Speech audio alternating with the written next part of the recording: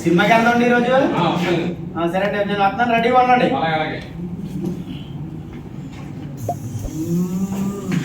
సత్యనారాయణ గారు రండి, సినిమా టికెట్లు తీసాను, వెళ్దాం. పర్లేదు, నాకు పల్సర్ 220 ఎక్కి ముగ్గురన్నా ఈజీగా లాక్కెళ్ళిపోతా. ఎక్కండి, వద్దండి, ముగ్గురు ఎక్కండి, పర్లేదు.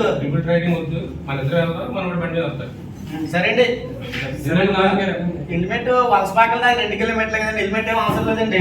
ప్రమాదాలు తేడానికి కిలోమీటర్ లేదు, 2 కిలోమీటర్లు ఎప్పుడైనా ప్రమాదం జరుగుతుంది. మీరు హెల్మెట్ తీసుకుంటండి, అంతతో వస్తాను.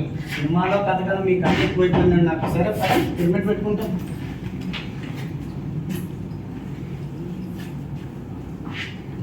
ఫినిషర్ కూడా పెట్టండి, ఫినిషర్ కూడా పెట్టాలి కంపల్సరీ. అందరూ ఎక్కడ చేశారండి మీరు? ఎక్కడ చేసిన ముందు ఫినిషర్ పెట్టక ముందు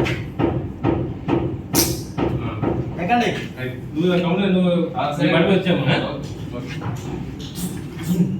ఇక్కడండి స్లోగా పోలే, కంగారే ఉంది. చూడుగా రైట్ సైడ్ తిరగాలి, స్లోగా వెళ్ళాలి. నా ఏజ్ ఇంకా 30 ఏనండి, ఏం పర్లేదు. అది చెప్పేదండి నా ఆల్రెడీ నీకు. స్లోగా వెళ్దామే బాబు, కంగారు లేదు. మీరు ఏం తొందర పడకండి, నన్ను తొందర పెట్టకండి, అలా కూర్చోండి. సినిమా మీకు నేను చూపిస్తాను కదా, అనుకున్న టైం సినిమా నేను మీకు చూపిస్తాను. సినిమా కదా నువ్వు స్లోగా వెళ్ళలేవు, కంగారు లేదు, బోల్ టైం ఉంది. జబ్రమాలికంగా మనిషి అంతా చూసా. ఆ పెన్షన్ తీసుకుని ముసలానికి రోడ్డు మీద ఏం పని ముసలి. హలో చెప్పండి. నువ్వు ఇంత స్పీడ్గా వెళ్ళాలంటే నేను రాను నీతోటి. స్లోగా వెళ్ళాలి, టైం ఉంది కదా ఇంకా. తర్వాత సారి సినిమా తొందరగా వెళ్తాం, టైం లేదు కదండి, పర్లేదు ఎక్కండి.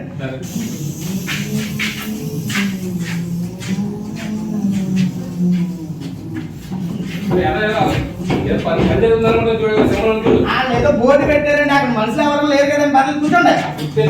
ఎక్కడ పని జరుగుతుంది చూసుకో, కంగారు పడకు. నువ్వు చెప్పాను నీకు ఆల్రెడీ.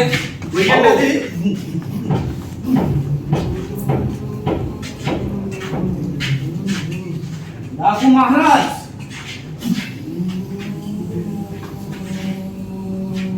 హీరో వస్తుంది చూడు.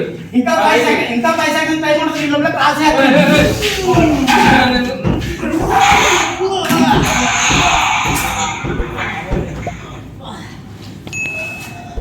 అన్న ఏందన్నా, అన్న అన్న అన్న ఏమైందన్నా?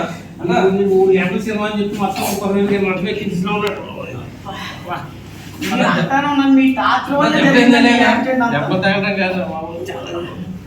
యాక్సిడెంట్ వల్ల మీ యొక్క నష్ట వల్ల జరిగిందండి, నా తప్పు ఏమీ లేదు.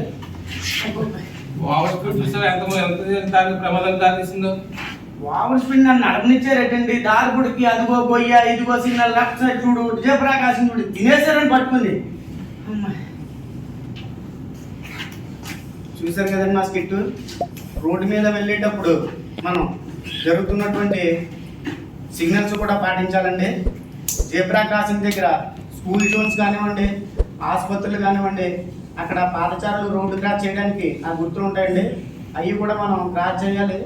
ఈ వెహికల్ నడిపే వ్యక్తి అటువంటి గుర్తులు ఏం పట్టించుకోకుండా తన యొక్క ర్యాష్ డ్రైవింగ్తో ఎక్కడికక్కడ ఎదుటి వాళ్ళని భయపెడుతూ తన వెనకాల కూర్చున్న వ్యక్తిని కూడా భయపెట్టాడు.